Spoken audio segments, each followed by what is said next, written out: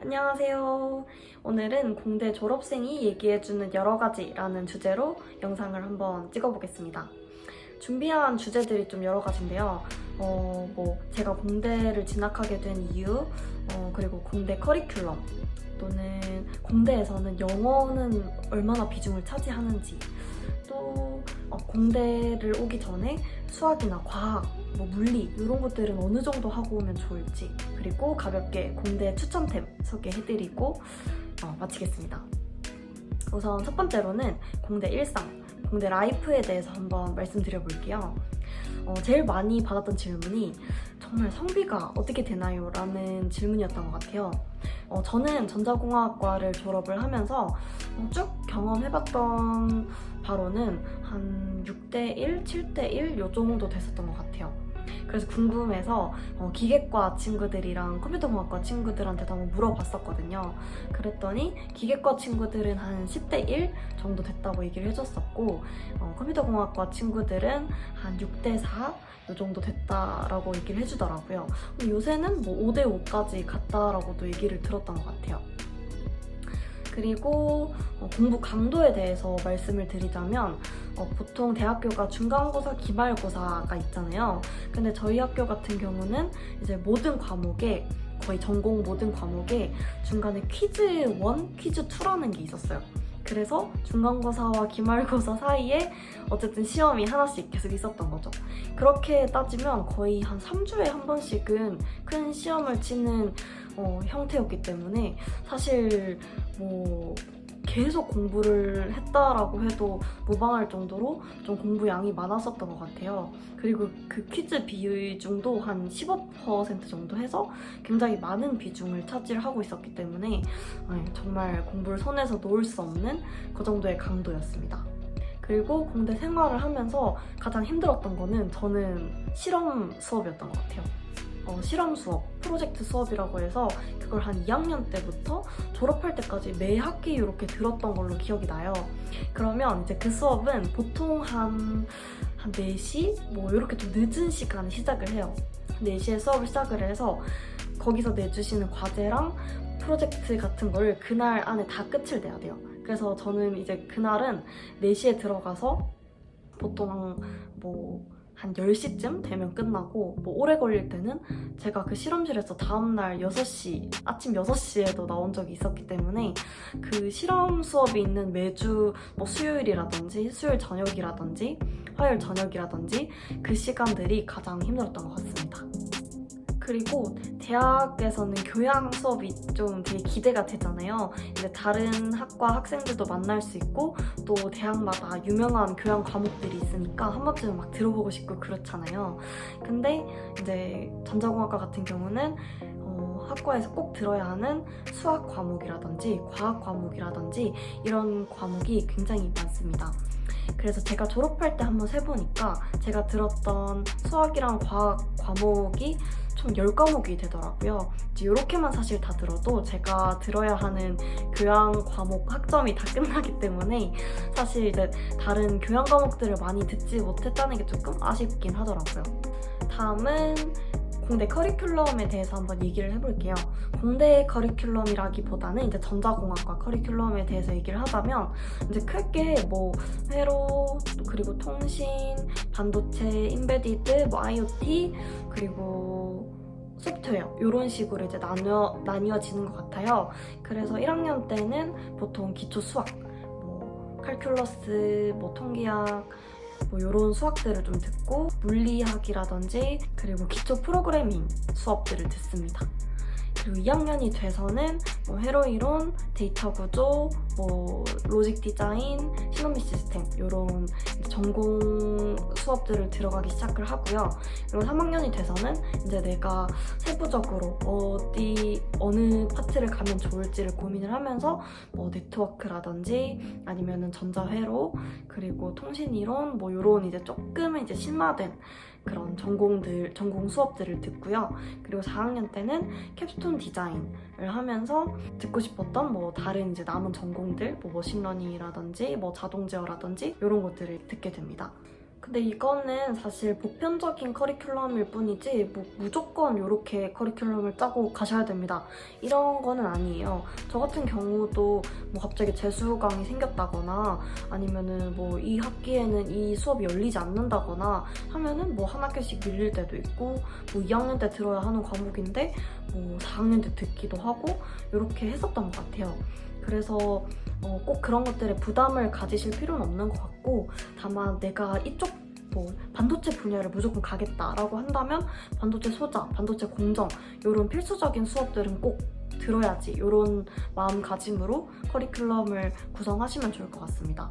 그리고 과목을 보시면 선수 과목이라고 있어요. 그래서 뭐 예를 들어 머신러닝 수업을 듣기 위해서는 선형대수학을 꼭 들어야 한다, 이런 것 같은 이제 그 선수 과목은 꼭 체크를 하셔서 다음 학기에 내가 이 수업을 들을 거라면 이전 학기에는 이 선수 과목은 꼭 들어야지, 이렇게 배치를 하셨으면 좋겠습니다.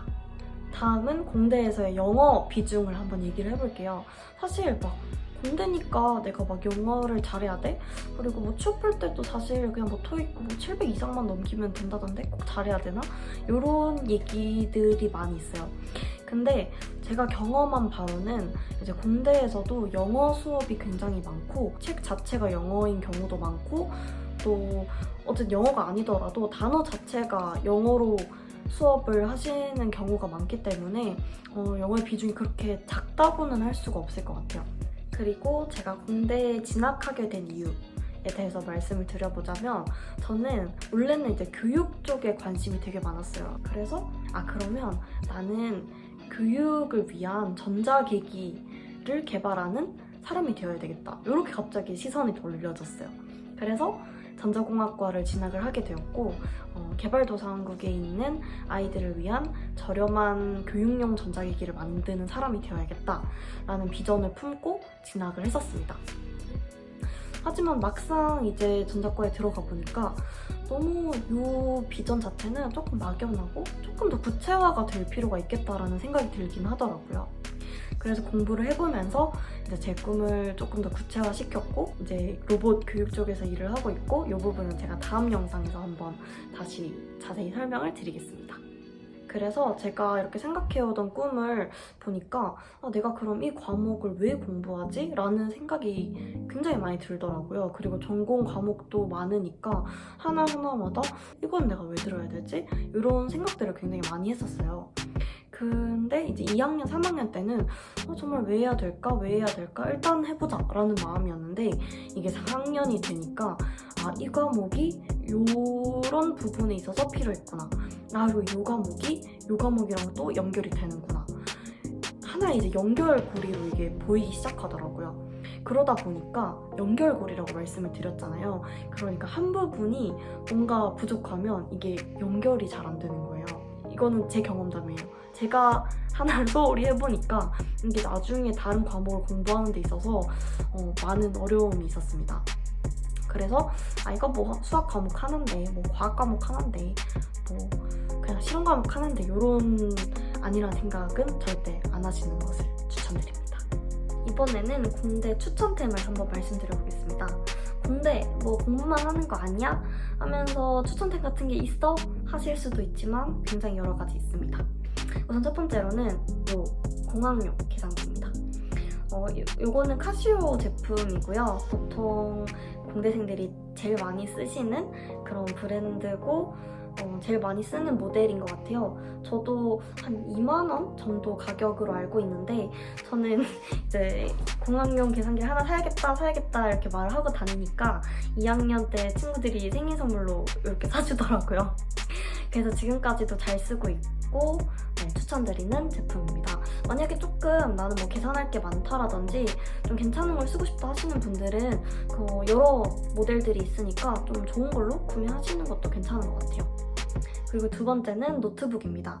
저도 이제 대학교 입학하면서 노트북을 한 대를 사야 될 것 같은데 뭘 사야 될까 되게 고민을 많이 했었어요. 그래서 그때는 아는 게 없으니까 그냥 LG 그램을 사서 갔었거든요. 뭐 그래도 뭐 무거운 프로그램들, 뭐 매틀랩이라든지 뭐 안드로이드 스튜디오라든지 이런 프로그램을 돌리는데 저는 크게 문제는 없었던 것 같아요. 근데 만약에 내가 다시 돌아간다, 가면은 저는 맥북을 사서 갈 것 같아요.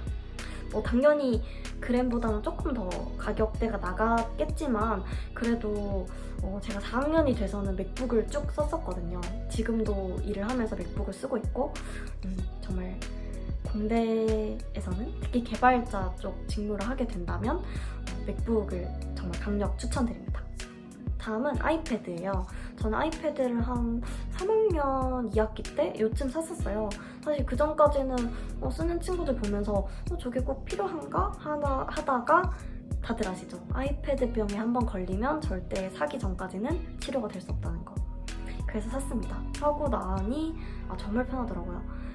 필기도 우선 공간의 제약을 받지 않고 할 수 있고 또 항상 무겁게 전공책 들고 다니다가 이제 PDF로 다 저장이 되니까 그런 점들도 굉장히 편했고요. 그래서 사실 거면 저는 빨리 사시는 게 이득일 것 같아요. 그리고 세 번째는 저는 다리 받침대 에어 쿠션 같은 거 있잖아요. 저는 오래 공부를 하다 보니까 다리가 무릎이 너무 아프더라고요. 계속 앉아있으니까. 그래서 연구실을 이제 사용할 때는 제 자리가 있으니까 거기 밑에 항상 에어 쿠션을 이렇게 하나 놔두고 다리가 아프면 거기 다리를 올려놓고 공부를 했었어요. 이게 계속 똑같은 자세로 앉아있다 보면 근육이 많이 뭉치고 힘들고 하니까 이런 것들 10,000원 정도밖에 안 하거든요. 그래서 하나 구입하시는 것을 추천드립니다. 다음은 편한 옷이랑 슬리퍼예요. 공대 하면 이제 체크 난방을 되게 많이 떠올리시잖아요. 사실 네, 저도 있습니다. 사실 근데 저는 이게 막 공대라서 구매를 한 건 아니었고요.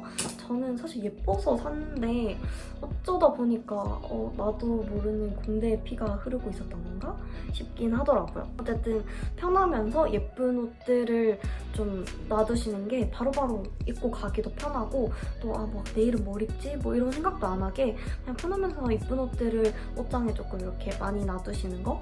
그리고 슬리퍼 필수템입니다.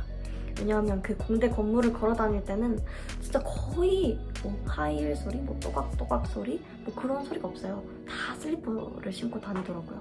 그래서 좀 오래 신을 수 있고 편한 슬리퍼 하나 구비해두시는 것을 추천드립니다. 영상을 찍다 보니 어느새 해가 지고 있네요.